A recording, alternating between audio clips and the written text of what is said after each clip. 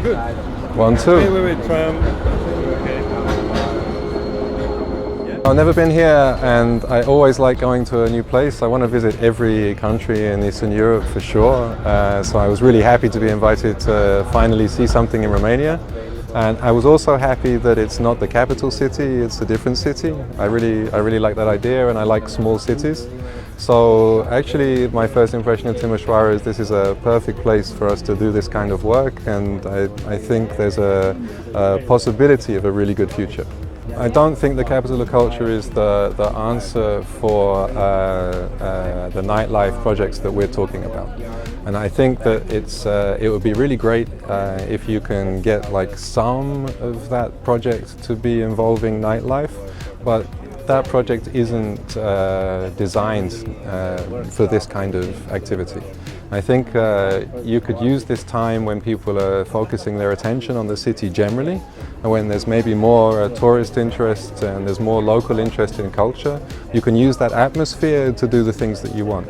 But I don't think that the Culture Capital project is designed for this purpose, and it would be very hard to very quickly, now, before next year, try and convince a lot of people to change their philosophy about funding culture. We heard like two things that don't make sense together. Like, we heard that there's a problem that there's not enough musicians, but we also talked to a lot of musicians that have a lot of ideas. So I think there's this word potential is sometimes a bad word, because potential means like there's nothing happening.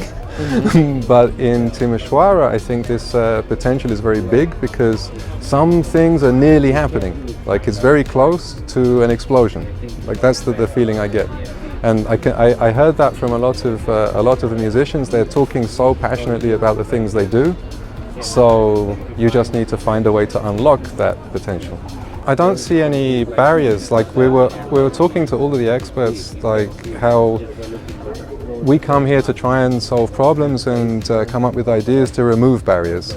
But we didn't really find many barriers, actually. And I think the only thing that you need now is a lot of hard work and energy in the right direction, and you won't come across many barriers. I always believe that our sector isn't very logical and doesn't really work according to mathematics. It works according to emotion and passion and energy, and we've seen a lot of emotion and passion and energy in Timisoara. So you have the resources that you need to have an explosion. And then the other factor that you need is some luck. Okay. So if you have all the right ingredients plus luck, then you can have a really big explosion in any city, I think. If you can hear from the local government that they're pushing for more transparency, then that's good. Other places, like, they're not even pushing, but we heard a lot of information about new procedures and a new institution they made purely because they want to have more transparency in funding. So I'm kind of encouraged to see that the local authorities are saying the right things. Like, that's a first step when they start to talk in the right way. If Timisoara is already involving other cities and having an international network of knowledge and planning and brainstorming, then this is the perfect attitude, because it's going to help me when I go back to Vilnius. I'm going to say, I was in Timisoara, they had these amazing discussions about innovations, and maybe we need to do some more in Vilnius. So every city is helping every other city to grow up and to learn new things.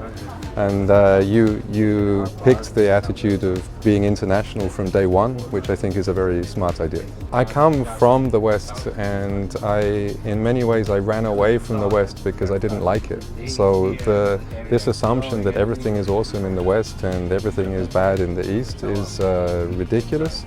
And I really hope that because we had here from Vienna, from Budapest, from Prague, from Vilnius, and everyone's telling you have a great city, I hope you believe us. We do. We do.